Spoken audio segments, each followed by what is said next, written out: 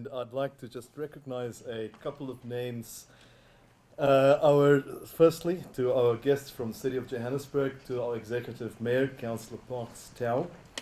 I have not seen her, Madam Speaker of Council, Councillor Connie Bopela, the city manager, Mr. Trevor Felder, and also from the side of the University of Johannesburg, the Vice Chancellor and Principal, Professor Iron Rensburg, our Deputy Vice Chancellor for Research, Innovation, Postgraduate Studies and the Library, Professor Silitsi Marwala, other members of the University of Johannesburg Management Executive Committee, our members of the university's Executive Leadership Group, those members from our Faculty of Engineering and the Built Environment, some from our Executive Committee, Professor Johan Meyer, our Head of School for Electrical Engineering. I see some members from our faculty's Industry Advisory Board, also welcome to you. And of course to the many senior officials from the University of Johannesburg, as well as from the city of Johannesburg. Members of the media, colleagues, ladies and gentlemen, really very pleased that you could be here this afternoon, although it is a Friday afternoon. This is also a special weekend with the Women's Day upcoming ahead of us. Also, the University of Johannesburg celebrates its 10th year of excellence, and we look forward to extending that as we go forward. Ladies and gentlemen, in my opening, I thought I'll say a couple of words which really remind and brings together the city and the university, and one of them is the vision of the university, which has a component of being an international university of choice anchored in Africa. And what I notice, of course, is that the city of Johannesburg has got the interest of being a world-class African city. And I thought that if we had to kind of abbreviate our vision, it coincides so beautifully to be looking towards being a world-class African university. So I thought that was quite something. The anchored in Africa is very special for us. And that's actually what tonight's launch is about. It is about how we actually develop that anchorage and how the university actually assists and works together in partnership with the city of Johannesburg in reaching out towards addressing some of the issues around poverty, unemployment and inequality. They say, and not everybody believes this, but they say engineers are people that try to bring about and make complex problems much simpler. I know that others also say that engineers are people that make simple problems complex. But, just for now, let's ignore that group just for this evening, considering the faculty's role in this initiative. Anyhow, the one element that I always think about in terms of creating jobs is how infrastructure creates jobs. And when we think about infrastructure, if we think about, let's say, roads, you really think about, infrastructure such as roads that brings about services and it brings about literacy. And when I think about literacy, I think about these drivers that are usually licensed when they're driving. But such an infrastructure creates a lot of jobs. And then I think about this infrastructure and even with infrastructure, we're not able to create the number of jobs that we would love to. But when we try and extend ourselves from the real to the virtual world of building the digital highway, building the digital infrastructure, deploying digital services, and deploying digital literacy, it really starts to create a new dimension that enables for work at a much higher level, and it also brings about the opportunity to hire individuals, many of whom are actually representing the youth. The population of our city is greatly represented by the youth. And so, of course, this type of initiative is kind of cool, and therefore it brings that association. I also had the chance to look at other initiatives around the world that are of this kind, and one that really stood out was an initiative called Digital India. And I'm going to give you a very quick numeric that they put up was in terms of creating jobs. The numbers was that currently in the Digital India initiative there are 3 million direct employments in IT. And in the next 4 years, they're looking to have that expand to 50 million. And I wondered, what is our population?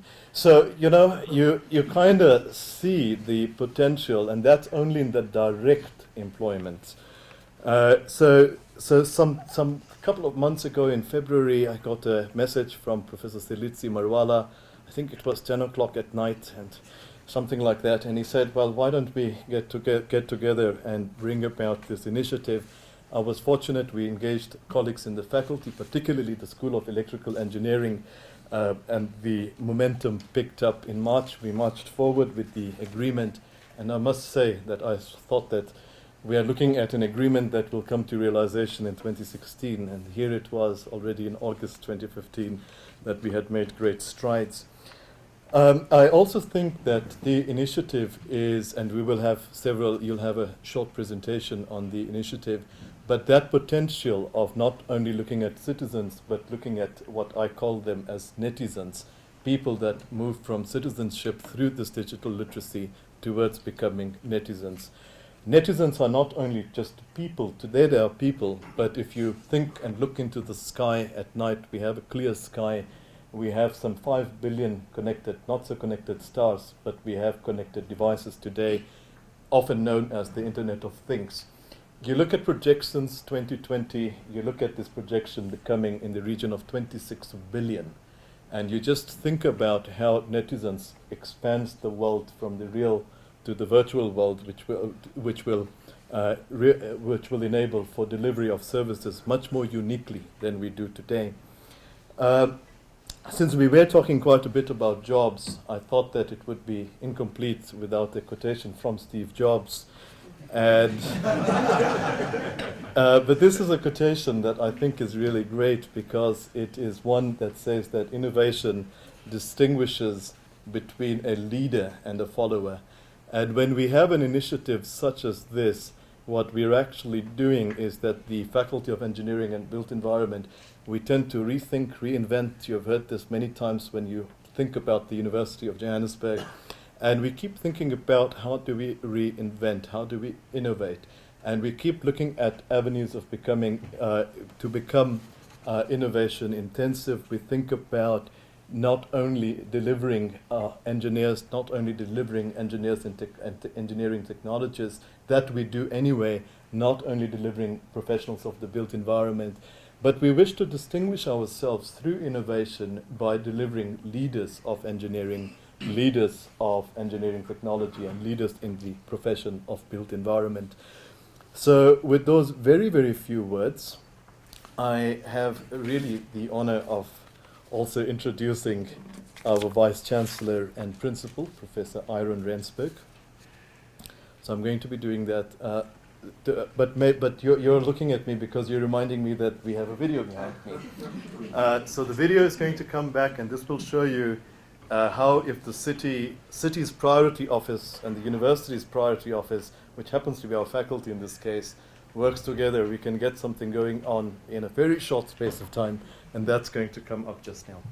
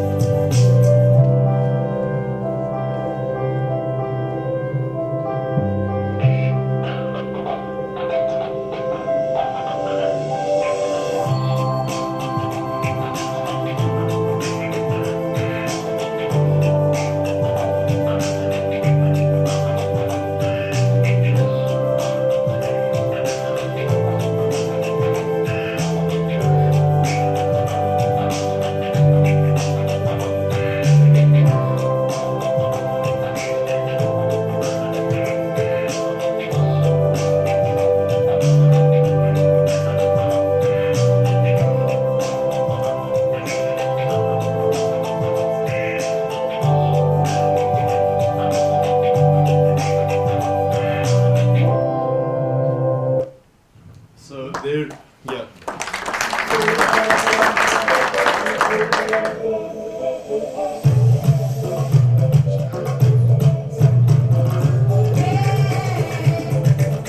Let's start with what the service is that we're trying to perpetuate for the public. The city is rolling out 1,000 Wi-Fi hotspots between now and the end of the mayoral term, and this is obviously on the back of the Joburg broadband network. These are free to use up to a certain level, but the problem is that we need to educate the public on how to use them effectively and how to actually improve their lives using Wi-Fi. Did you know that there's free Wi-Fi in the bus? On the route, I was not aware, but all the stations are aware because I usually use it. Good idea.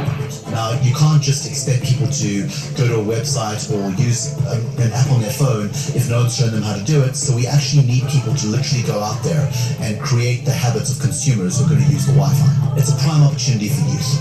So our Jozi at Work program is the framework for the whole thing because we're contracting with micro digital enterprises. These are youth-owned digital micro enterprises that are going to be roaming around the city doing this consumer education, public education work.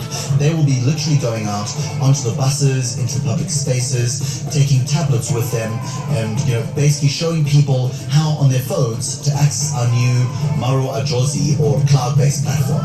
The role Jozi plays is to ensure that we source and match the correct youth in order for them to start their enterprises and to go on and service the community. So when we're looking for the right profile, we have certain criteria. So youth have to be between the age of 18 and 34. They have to have had a matric. They have to be geographically located close to one of the numerous hotspot installations that the city is going through. And then they go through a matching process. Thereafter, they'll go through a training process with the University of Joburg. Firstly, we're there to capacitate the digital ambassadors, and that is in a variety of things. It's in skills, digital skills, business skills, and life skills. The digital ambassadors will therefore each have a mentor that contacts them weekly, visits them, discusses problems, and I do think it's a wonderful opportunity for the digital ambassadors and the mentors to be part of this fantastic project of the City of Joburg. Today is the first time we've opened up to young members of the public the opportunity to actually put themselves forward for the Digital Ambassadors Program. We've been speaking about it as a city for quite a while. The mayor highlighted it in his State of the City address this year, but now we're actually on the ground having people go through assessments, fill out the initial paperwork to actually get themselves into the program. So today is the beginning, really, of putting the Digital Ambassadors Program on the ground. I think it's a good initiative. I think it's going to open a lot of doors for a lot of people, especially in terms of the digital program and bringing it to Johannesburg and Soweto and allowing everybody to be part of it. I think a lot of people are going to be employed if we are trained and we are put in Soweto especially. A lot of people are going to be able to create jobs and train those people, those kids that are disadvantaged and teach them how to use internet, Wi-Fi, computers, and etc. The hall's full of young people. They're ambitious, they're hungry, they want to know how this fits together. They're asking the right questions. I think I'm very glad we started in Soweto. I think this is exactly the kind of place where you find the kind of hungry young people that are looking for these kind of opportunities.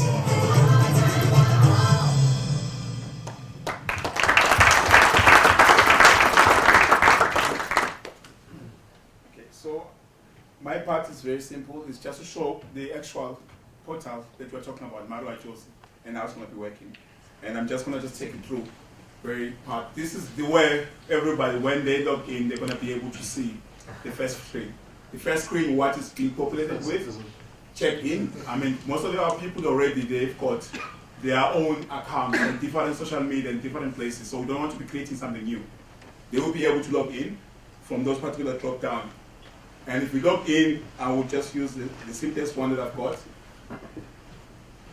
When it logs in, it's just going to be able then to populate in the background that Sandy the Mashava is logged in. And then from the on, Sandy is able to navigate through this. For the purpose of today's launch, we more or less have populated one of the time. That's going to be much more instrumental for the program, Digital Ambassadors. This is going to be the e-learning, which is more or less currently known as that. which is going to be facing the community and teaching them on different things that the city is doing. If I click in, it's going to go to the screen where I've got a lot of tasks of learning that I can go through to the city.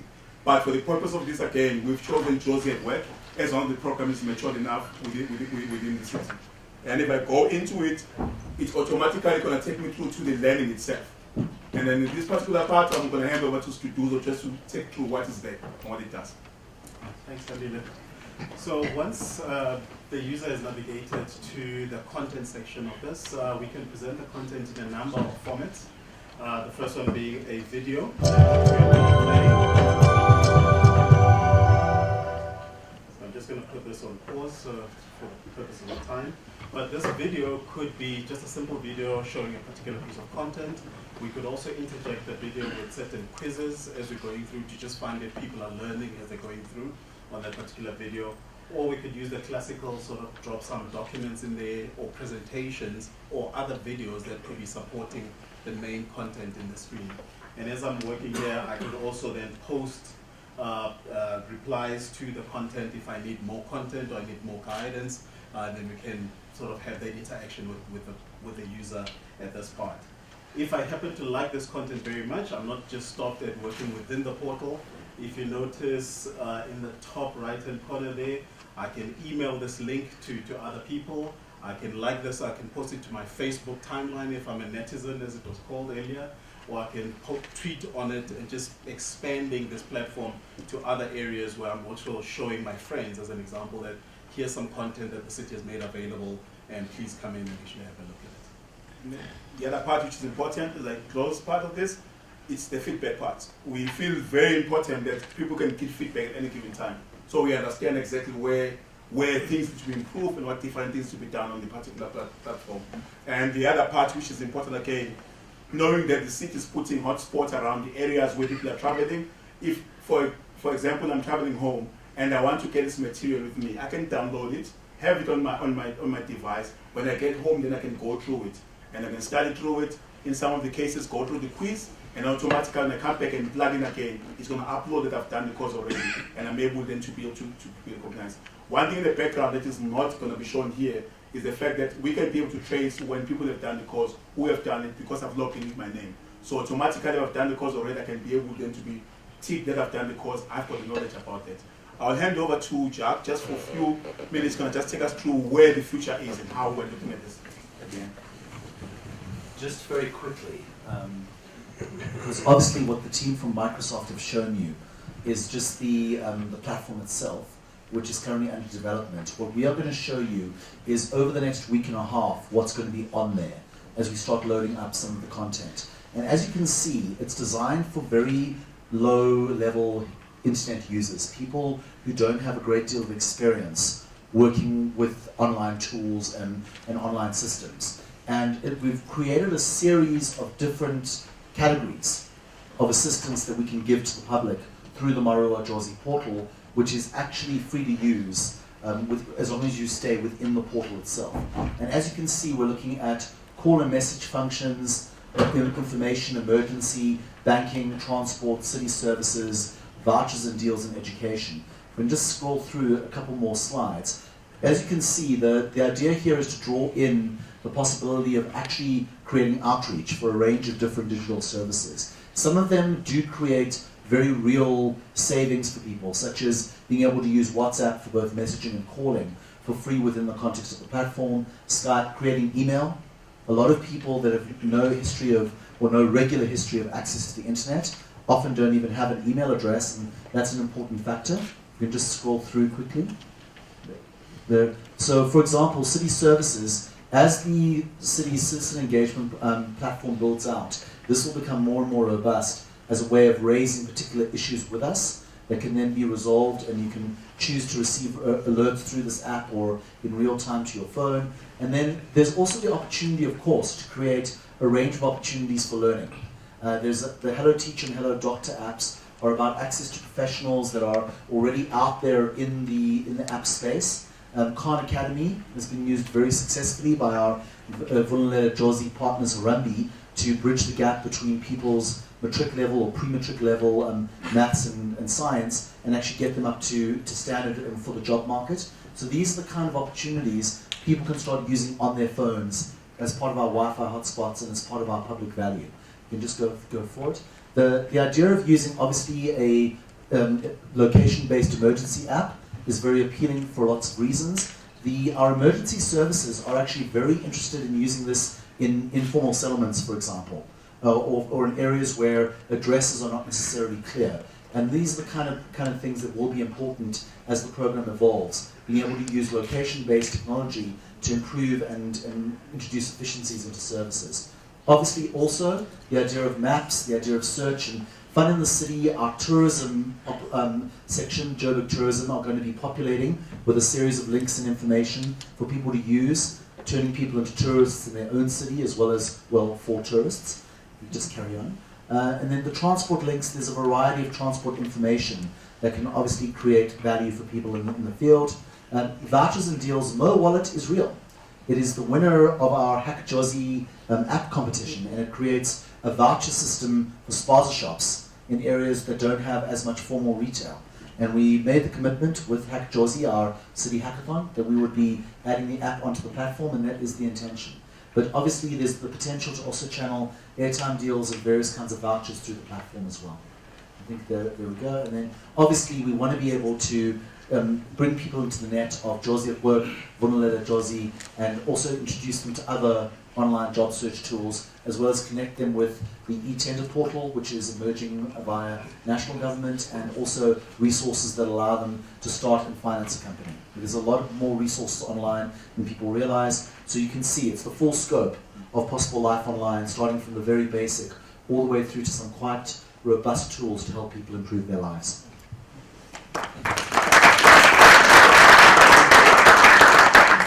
Right, so you can see the impact of the infrastructure, the services, and the literacy, and how it's bringing, how this connectivity is not just connecting people, but partnerships and various components of the city.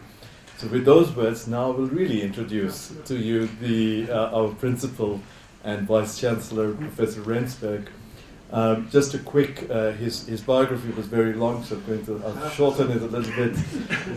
Professor Rensberg became Vice Chancellor and Principal of the University of Johannesburg in 2006, prior to which he was the Chief Executive Strategic Corporate Services at the South Africa Broadcasting Corporation. He served as Deputy Director General of South Africa's Department of Education and General Secretary of South Africa's Anti-Apartheid Movement, the National Education Crisis Committee. In May 2015, he completed his term as Commissioner of South Africa's National Planning Commission, where he chaired the working group on social protection and human capabilities. The National Planning Commission charted South Africa's first National Development Plan 2030.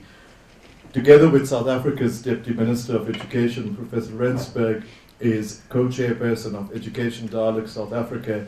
Recently, Professor Rensberg served as chairperson of the South Africa, as well as the Southern Africa Universities Vice Chancellors Association, chairperson of the Ministerial Committee on Student Accommodation in South African Universities, member of the Ministerial Committee on the Funding of South African Universities, Chancellor of the Association of Commonwealth Universities, and board member of the Commonwealth of Learning.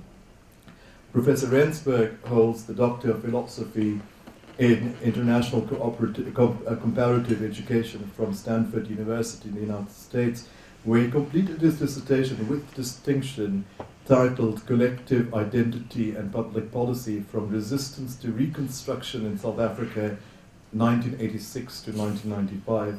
He holds an MA degree in Political and Organizational Sociology, also from Stanford University, and a B in Pharmacy degree from Rhodes University.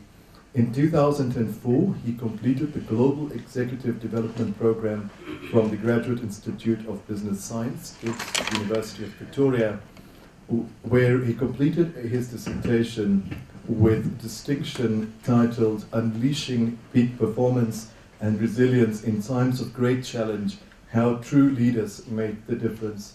I must say, when I read his biography, I began to feel the pressure with which he exercises us at the university, and we're able to Professor Rensburg? Thank you very much, Professor Sina.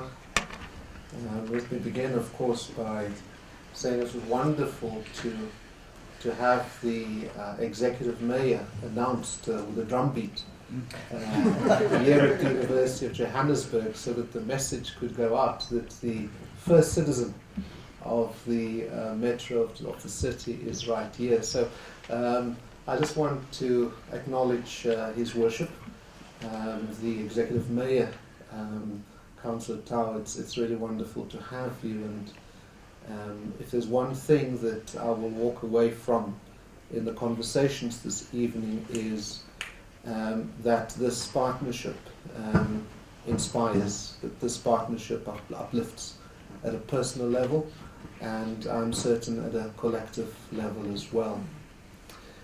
Trevor Fowler, our city manager, it's great to have you here as well. Thank you very much for your presence at this occasion. And of course to acknowledge your colleagues who have come in large numbers to give public life and meaning to this very important intervention. Let me also then acknowledge senior colleagues and other colleagues here at the University of Johannesburg. Let me also acknowledge my spouse and partner, Dr. Rensburg. Thank you for finding time to come and hang out with us on this occasion. So, a real warm welcome. Welcome is, in some cultures, a politeness. It's a sense of being polite. It's in other cultures, perhaps it's an administrative thing. You welcome people as a formal extension of acknowledging their presence. In our African tradition, it takes on a somewhat different form. When we welcome you with our heart and our spirit at the same time. And when we therefore say Sanibonani, or when we say Tobela, or when we say Goeienaand, or good evening, and so on, it is intended as an expression of goodwill, of good intentions. It's extended in recognition that your presence elevates my presence, that your presence gives meaning to my presence, and it enhances all of me.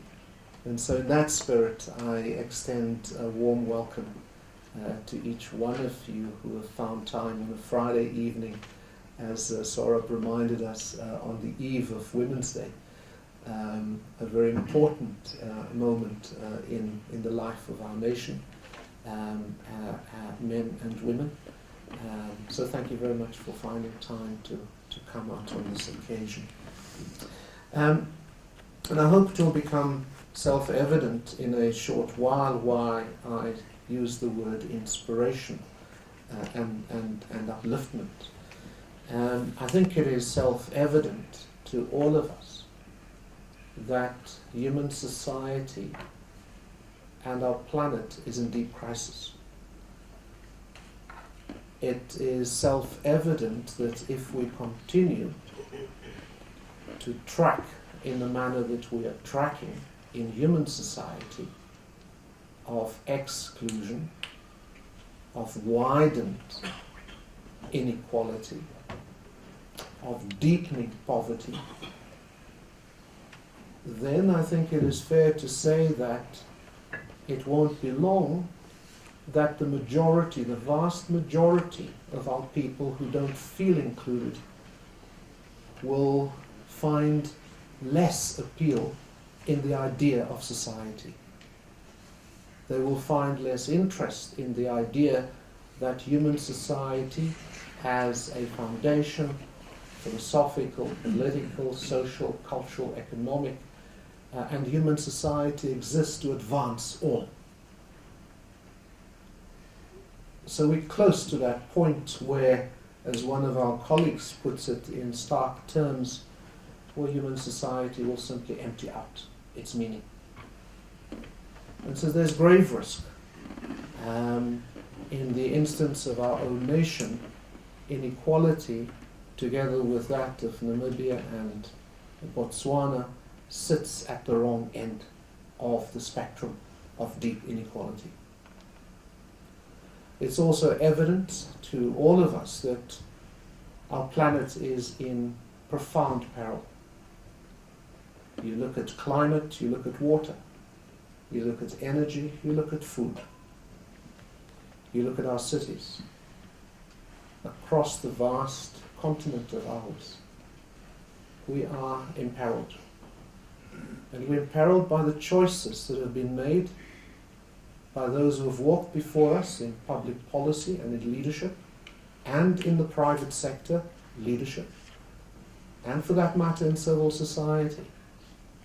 And of course we continue to make and remake that narrative, that development is a high resource driven kind of development. High demand for water, very high demand for energy, high demand for food in a complex context, and so on and so forth. The point that I'm making on this count is that if Africa, as is expected, will grow its population from 1.2 billion baseline now to 2.2 billion by 2030 and to 4.2 billion by 2063, which will be 40% or so of the world population living on our continent. And if we were to follow the same development path followed in industrial Europe and North America, and now in industrial China, if we were to follow that same path of development, consider the energy demand, consider the water demand, and so on and so forth, and it will become again self-evident that we are putting our planet at deeper and deeper risk. Global security is in grave danger.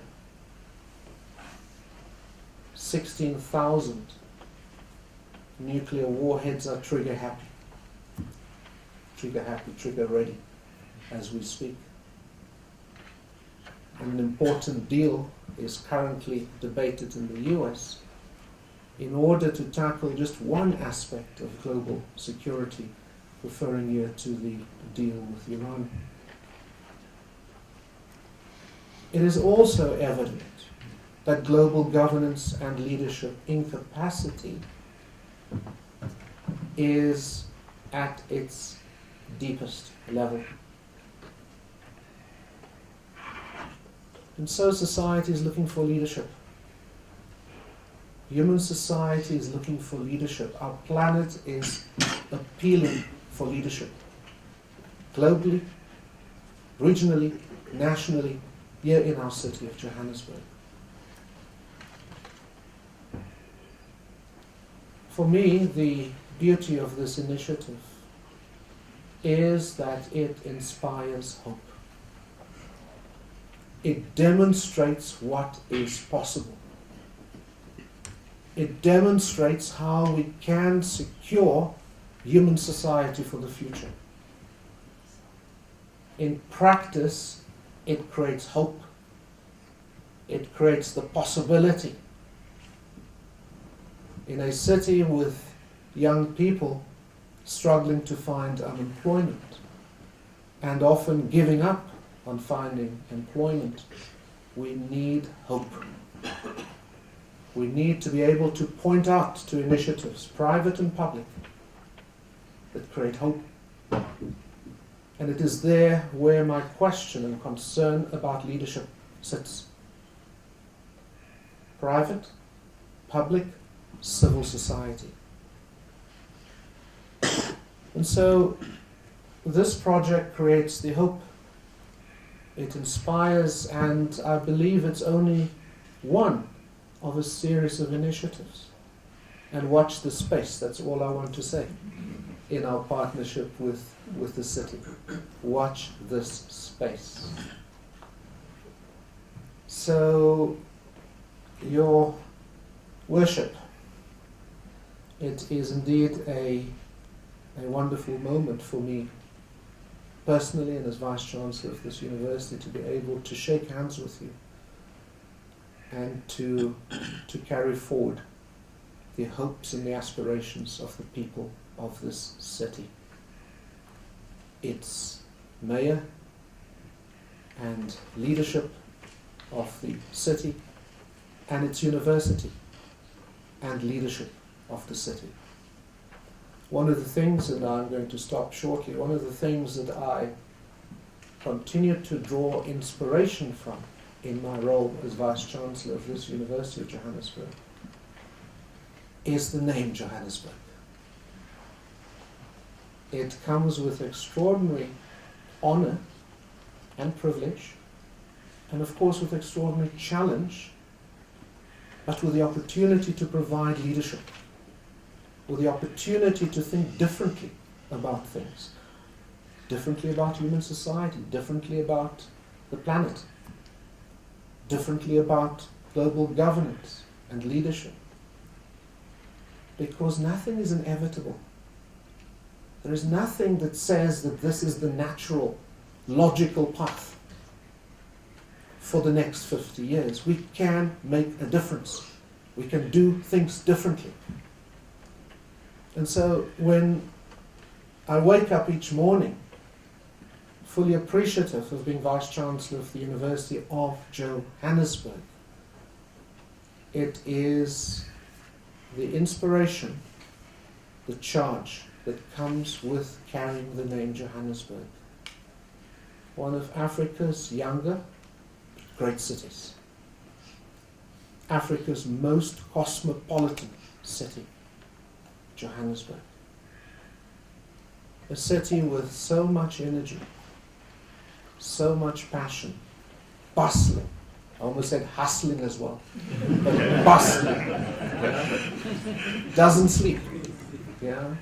A city that is a lighthouse, that is a reference point for all across this continent and beyond. And so when I remind myself that I'm Vice-Chancellor of the University of Johannesburg, it is that which inspires me, that together with my colleagues here at the University of Johannesburg, we can make a difference. We can raise the city. We can lift the city and its people.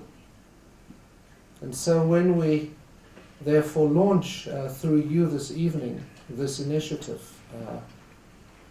it is really to say that we are truly honored and privileged as the University of Johannesburg to be part of this initiative, which joins the many initiatives in Jozi at work, which joins for me perhaps one of the more powerful illustrations of inclusion, our freedom corridors.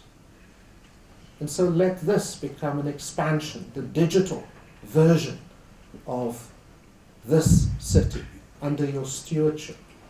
This city of ours, this great and fine city of ours, let this be the extension of the freedom corridors. And let this, as I conclude my remarks, let this initiative secure human society in this city of ours.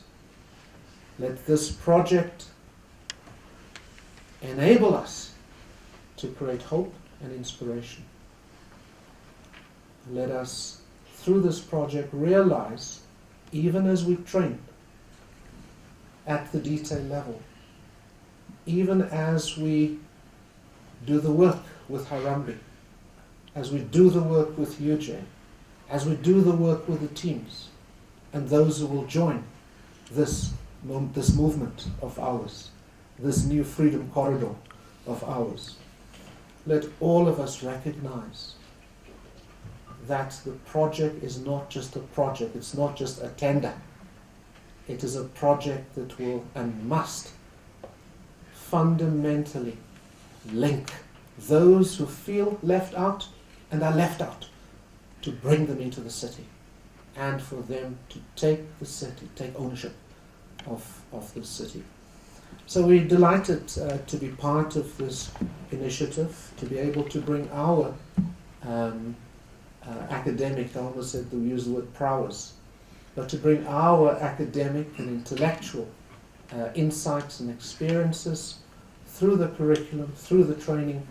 We're excited to be able to bring that contribution as best as we can to make sure that this project becomes a reference point for hope, for inspiration, for inclusion, and above all, an example of how an outstanding program achieves far more than is spelt out in the key objectives and the key performance indicators and the key activities, that it will accomplish far more. I'm convinced that this project will yield outcomes into the decades that lies ahead. In decades that lies ahead, this project will lead to inclusion. This project will inspire. And congratulations to you, Councillor Tau, and to the City Manager, Trevor Fowler, and your teams on this exciting initiative that links in an exciting manner our people through what I want to just for the time being call new corridors of freedom. Thank you very much.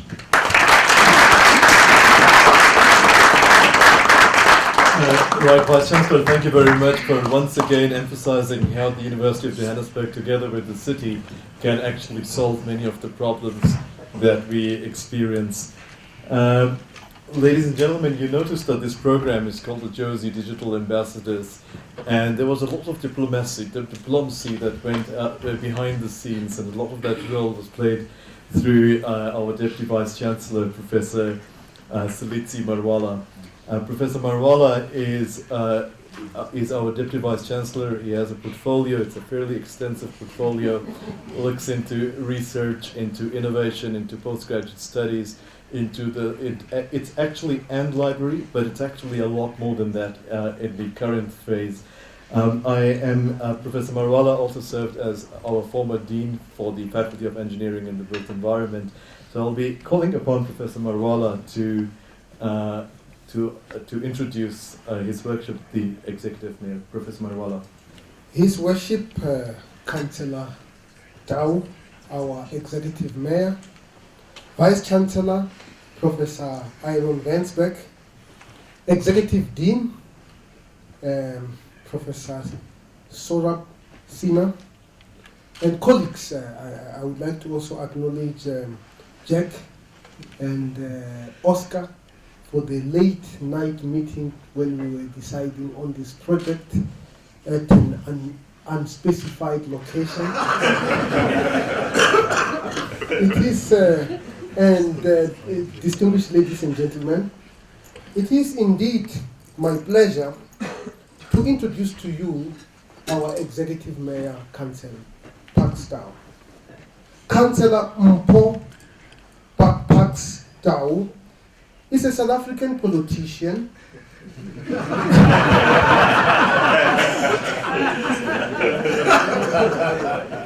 and the second democratically elected executive mayor of the city of Johannesburg, a metropolitan municipality with the highest population in the Republic of South Africa of over 4.8 million people.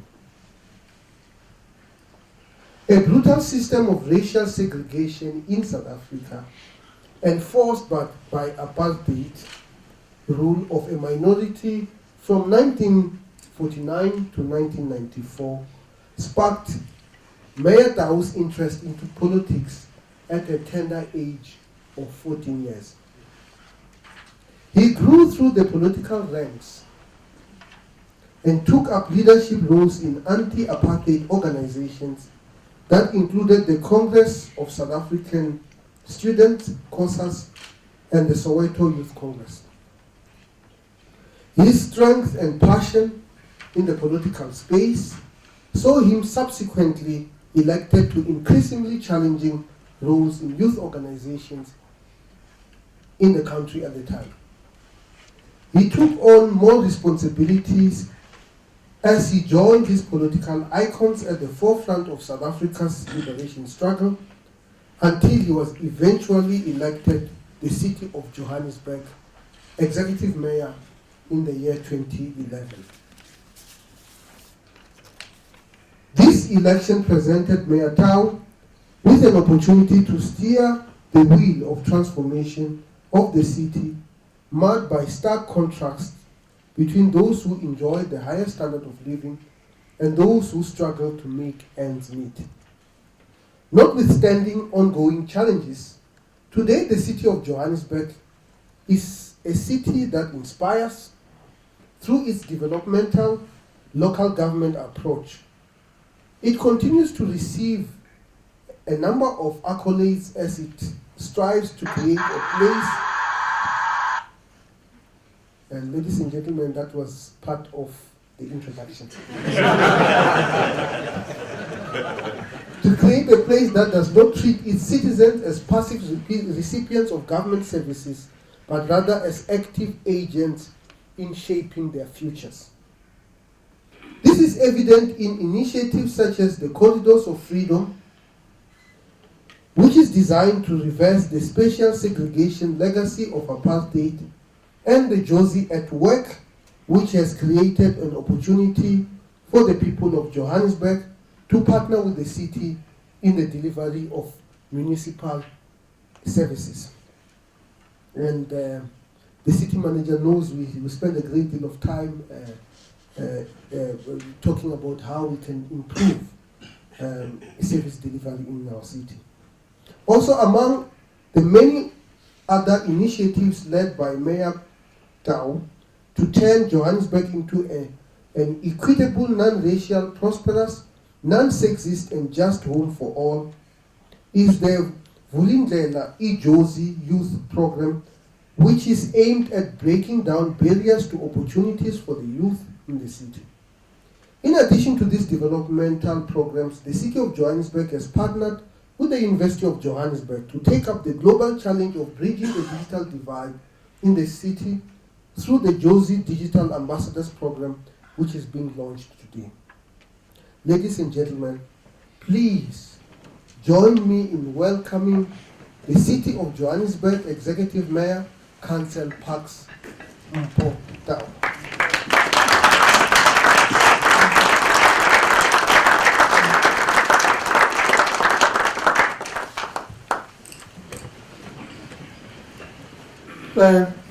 Thank you very much, Prof, for the introduction and the kind words.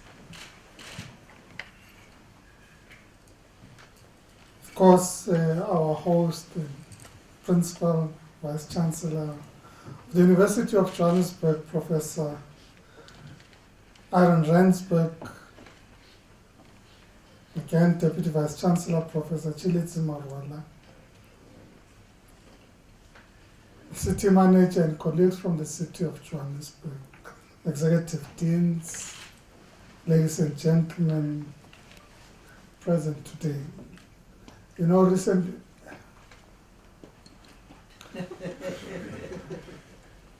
I'm looking for permission not to read.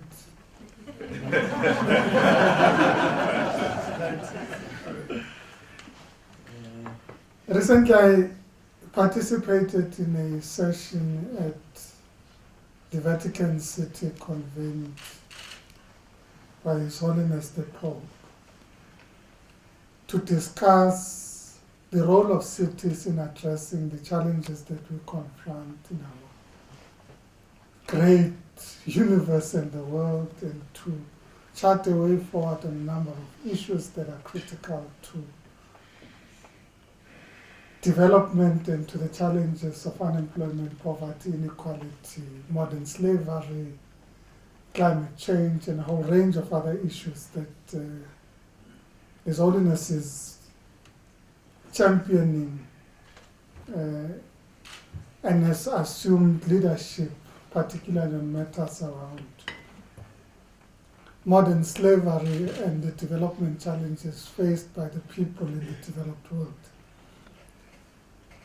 One of the keynote speakers as we participated in the session was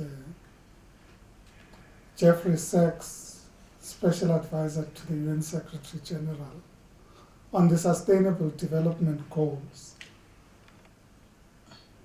And in his input and creating context to why it was important that the Vatican City convened this important session of local government leaders and the Vatican City.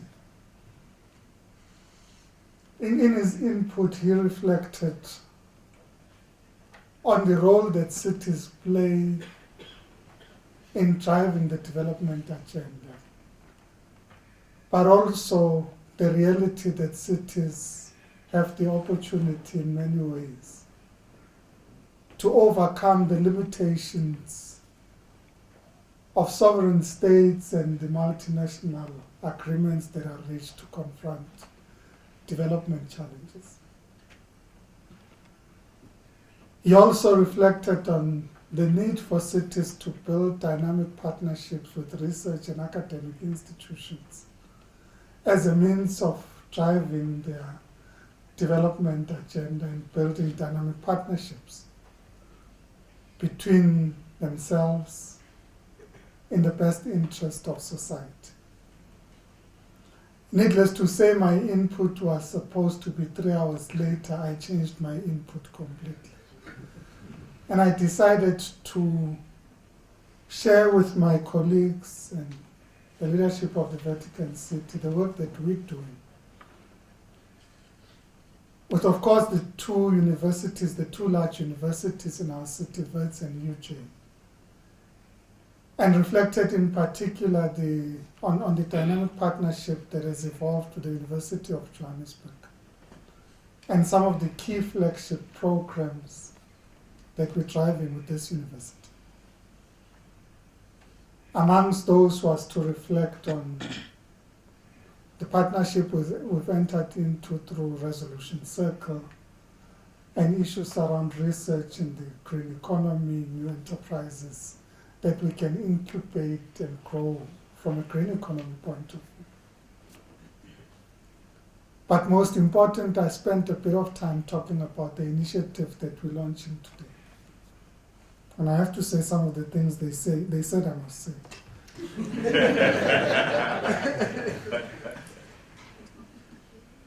But it was important for us to create context to what we think the challenge is before we talk about this issue. Now, there's a document that was published called the Oxford Martin Commission Report for Future Generations, which report was published under the leadership of Ian Golden, our own Ian Golden, based at Oxford. And commissioners of the Oxford Martin Commission that include Mo Ibrahim, our own Trevor Manuel, and other luminaries internationally trying to define, in the first instance, trying to understand the challenges that we're confronting as a globe and as modern society, the challenges for current and future generations.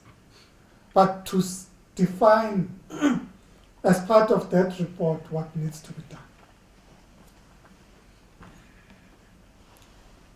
And two things, I think, in that report that are relevant to our launch this evening is that the report itself defines cities as critical to development. So it dedicated a chapter, it looked at megatrends and what needs to be done and said one of the key areas of intervention would be about enabling and empowering cities to assume leadership in driving the development agenda, taking into account that they are not limited by the multilateral agreements that limit sovereign states, and not because they do not agree with global good governance, but because they have greater agility than sovereign states to implement far-reaching programs of transformation. But the report also reflected on the role that the internet and ICT play in the current development trajectory. And amongst the issues that the report reflected on was that, in fact, as a means of determining levels of equity and inequality, access to the internet, and not just access, but in fact speed of the internet, has become an indicator of inequality in modern society. If we all agree, of course, and I would imagine all of us agree, that the internet has been the most influential innovation in modern civilization. Now, if that's the context within which we work, where are we as the city of Johannesburg? Of course, our speeds have not reached the level at which we can say we're competitive, but it is important that when we deal with the issues of our development challenges, that we talk about the internet, not just about access, but also about speed, if in fact we are to match the developed world in being part of the digital revolution and not be left behind. But with regards to access, which is what this program is about, we live in a city where 50% of our households do not have access to the internet. And the majority of those that have access to the internet have access from their workplaces with the governance that happens in the workplace. So there's limited access, even for those that have access to the internet. In certain communities, it reaches up to levels of 80% of our communities that do not have access to the internet. So if we use it as an indicator of inequality, then we say that there are communities in Johannesburg that are deprived to the level of 80%. And not just are they deprived from an access point of view, they are further deprived from the speed, even if they do gain access at a particular point. So for us as the city of Johannesburg, it is important that as we drive our development agenda as defined in the growth and development strategy of the city of Joburg, that we begin to respond to these issues about bringing Johannesburg on par with its peers internationally in terms of digital access and access to the internet. In that regard, we resolved that amongst others we would create, by 2016, access to 1,000 free Wi-Fi hotspots where people can have access in close proximity to where they live, of up to 300 megabytes. 2 megabytes, Jack. I'll end up saying, putting K and then I'll run into K.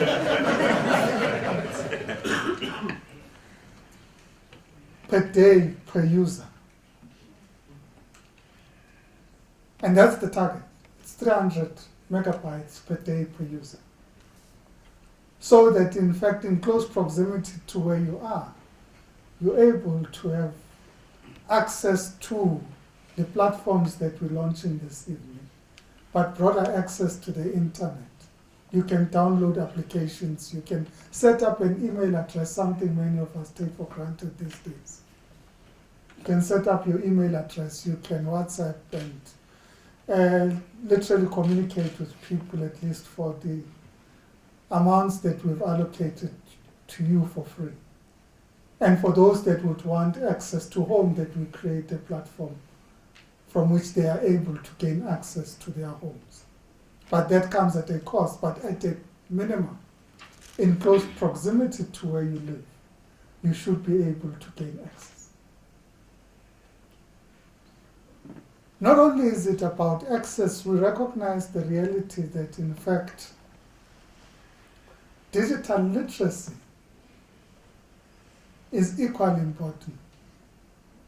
I work with a number of, I'm not going to expose grey-haired people that become city administrators.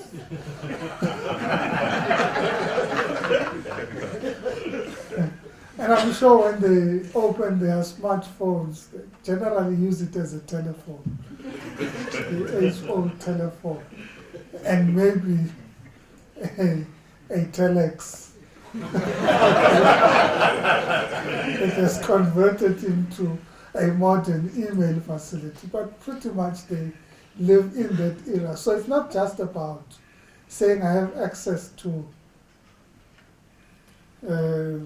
a tablet or a device, but it's about creating the levels of literacy in our communities where people can take full advantage of the opportunities that the digital revolution provides. And that's what we're about. That's what we're launching this evening. We're launching a platform from which we can say, we're not only creating access to the people of Johannesburg, we want to create levels of literacy in Johannesburg that would be universal to all the people of Johannesburg, and they can take full advantage of the opportunities that the digital revolution has created.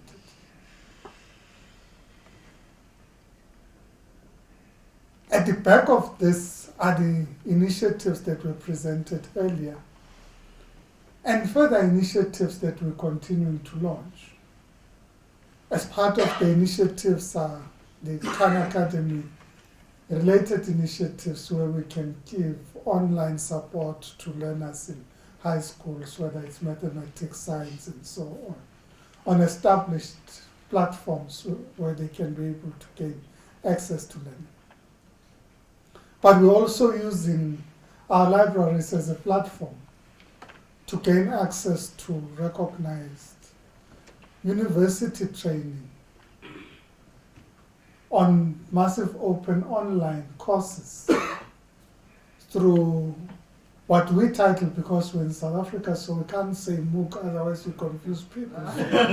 Kind of say a Joburg version of a MOVE, which is a massive open online varsity program. We would want to open up the opportunities for our own academic institutions to create greater access to learners throughout our city and no doubt throughout our country, but to also open up the rest of the world to them to access other internationally recognized and internationally acclaimed institutions through the internet. So we're opening up the world to young people in the city of Johannesburg through the platform that we create in this. Now, the last point I'm going to make, I didn't say everything that Jack and Pindile said I must say. And I think I'm kind of 50% there. It's a pass. The rest was covered in the video.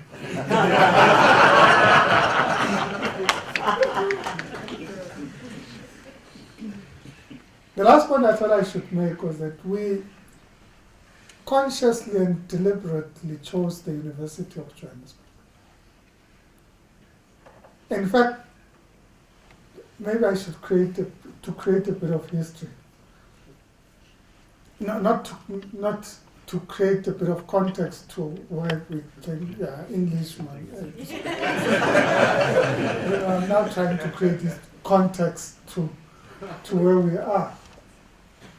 We had initially thought that we would launch this program through the Cedar City campus, and this was part of the idea of how we could save Cedar, because the idea was we had conceptualized that we would want to launch the Digital Ambassadors program, and Cedar was running into trouble, and as a free university for poor students in our city, we thought, why don't we use this as an opportunity to save Cedar, so to say. So it was a Save Cedar campaign,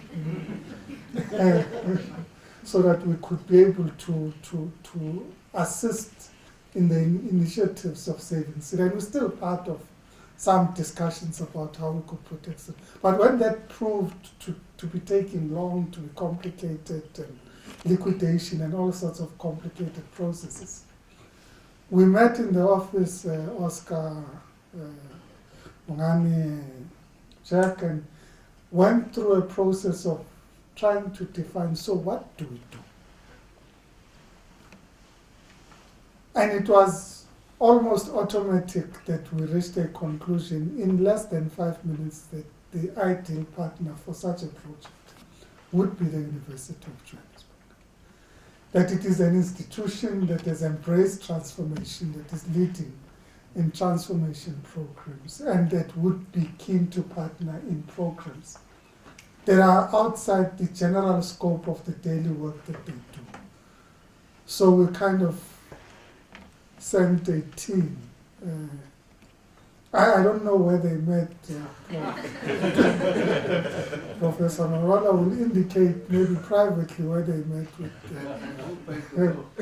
who played the between Jack himself and Oscar, to see in fact if our idea would be accepted.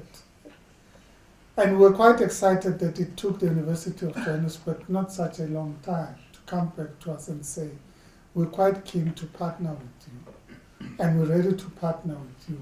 And I should say that since that evening that determined the fate of the project, so it will be fateful in a positive way, that fateful evening, the project has evolved in a way that even I didn't expect. So we'd really like to appreciate the commitment of the university in partnering with the City of Johannesburg to ensure that this platform becomes a success. We are convinced that we've entered into a relationship with the right institution. And as Professor Rensburg said earlier, we're looking forward to launching a lot more initiatives as partners in growing Johannesburg into a world-class African city. Thank you very much. Maybe, and I do think that another round of applause for Chancellor Tau. I must say that I was on a trip. I was in the US. I was on a flight. And I was fortunate to have an internet connection. And there came some emails from the city of Johannesburg during this flight, and they were very much. They really had a very serious sense of urgency. And I had a colleague who was from the US, and I said to him that, this is really important. I'm going to ignore you for a couple of minutes, and I'm going to deal with this. And I said, well, this is a project that comes from the priority office of a mayor, of our executive mayor, Mayor Tau. And he said, so, what does Tau mean?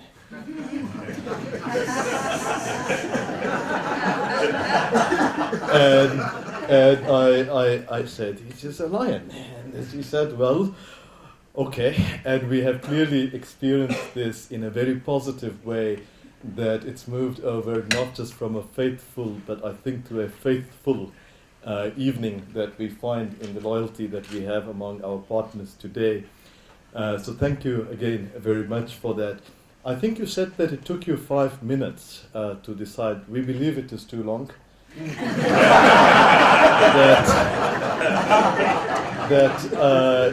In fact, we have some other initiatives which are also ongoing with the faculty. And I mentioned to my colleagues that I'm going to do abroad, and they told me, no, we want to have a separate launch of those. So we will have those at a separate occasion. But we definitely think that 5 minutes is too long, and 5 microseconds will be a better turnaround in the future. Ladies and gentlemen, with those words, I would like to call upon Professor Johan Meyer, who is the head of school for the School of Electrical Engineering, and he will be doing providing the closing remarks and the vote of thanks. Thank you, Professor Sino. Thank you, Councillor Tau. Thank you, Professor Rensburg. Thank you, Professor Marwala. When the School of Electrical Engineering heard about the initiative, it took us 1 microsecond to make this choice. We are really honored to be part of this project, and I think we have now received the baton or the torch, and the School of Electrical Engineering would really take this forward and take this challenge to heart. And I think what remains now is to translate all that was said into all that was done. So we really want to take this challenge forward. So what I'd like to ask is if I can maybe introduce now the people that will run with this challenge. If I can broadly quickly ask Liesel, you are the project manager, if you can stand. I'm just going to introduce our team from the UJ perspective. Corey Smith. Suzette Leroux. Karishma Ganpath. Again, our colleagues from the city of Johannesburg, Jack. Bongani. Bernard from Arambi. These will be our colleagues that will run with this program on a daily basis, and I am really honored to be able to be in a position to work with you. Thank you so much. The University of Johannesburg. Rethink, reinvent.